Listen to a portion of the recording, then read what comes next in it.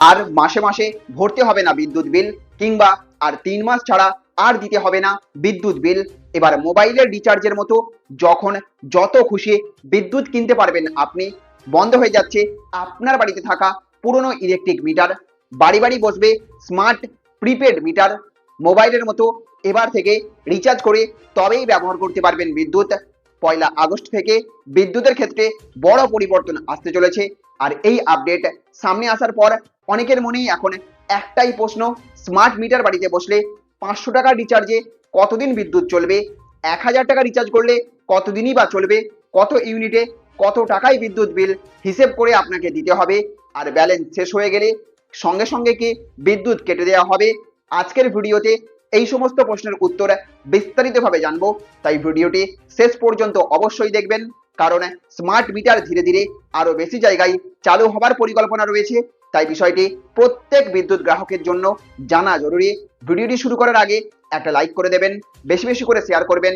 চ্যানেলে আপনি নতুন হয়ে থাকলে অবশ্যই চ্যানেলটিকে সাবস্ক্রাইব করে বেল আইকনটিকে অন করে রাখবেন। তো বন্ধুরা, রাজ্য বিদ্যুৎ বন্টন সংস্থা ধাপে ধাপে স্মার্ট প্রিপেড মিটার ব্যবস্থার দিকে এগোচ্ছে। প্রথম পর্যায়ে সরকারি দপ্তরগুলোতে এই ব্যবস্থা আরো জোরদার করা হচ্ছে। নতুন নির্দেশিকা অনুযায়ী 1 আগস্ট থেকে বেশ কিছু গুরুত্বপূর্ণ নিয়ম কার্যকর হতে চলেছে। সবচেয়ে বড় পরিবর্তন হলো, আগের পোস্টপেড ব্যবস্থার বদলে এবার প্রিপেড ব্যবস্থায় বিদ্যুৎ ব্যবহার করতে হবে। অর্থাৎ মোবাইল রিচার্জের মতো আগে আপনাকে টাকা ভরতে হবে, তারপর সেই ব্যালেন্স থেকে বিদ্যুতের খরচ কাটা হবে। এখন প্রশ্ন হলো, যদি পুরনো বিদ্যুৎ বিল বকেয়া থাকে তাহলে কি হবে। নতুন নির্দেশিকা অনুযায়ী বকেয়া বিল একসঙ্গে পরিশোধ করা যাবে। আবার কেউ চাইলে নির্দিষ্ট শর্তে কিস্তিতেও সেই টাকা মেটানোর সুযোগ পাবেন। এবার আসে সবচেয়ে গুরুত্বপূর্ণ প্রশ্নে, 500 টাকা রিচার্জে কতদিন বিদ্যুৎ চলবে। বিশেষজ্ঞদের মতে এটি সম্পূর্ণ নির্ভর করে আপনার দৈনিক বিদ্যুৎ ব্যবহারের উপর। যদি একটি সাধারণ পরিবারে প্রতিদিন গড়ে 3 থেকে 4 ইউনিট বিদ্যুৎ খরচ হয়, তাহলে 500 টাকা রিচার্জ সাধারণত 15 থেকে 16 দিন পর্যন্ত চলতে পারে। তবে বাড়িতে যদি এসি, গিজার বা বড় ফ্রিজ, ওয়াটার পাম্প বা অন্যান্য বেশি বিদ্যুৎ খরচকারী যন্ত্র ব্যবহার করা হয়, তাহলে এই সময় আরো কমে যেতে পারে। এবার 1000 টাকার হিসেবটা জেনে নেওয়া যাক। একই ধরনের ব্যবহার ধরে নিলে 1000 টাকা রিচার্জে প্রায় 30 থেকে 32 দিন পর্যন্ত বিদ্যুৎ পরিষেবা পাওয়া যেতে পারে। অর্থাৎ প্রায় 1 মাস নিশ্চিন্তে ব্যবহার করা সম্ভব বিদ্যুৎ। এখন অনেকেই মোবাইলে 100 বা 200 টাকা করে বারবার রিচার্জ করেন, কিন্তু এখানে একটা বিষয় আপনাকে মনে রাখতে হবে, স্মার্ট মিটারে শুধু বিদ্যুৎ ব্যবহারের জন্যই টাকা কাটা কিন্তু হয় না।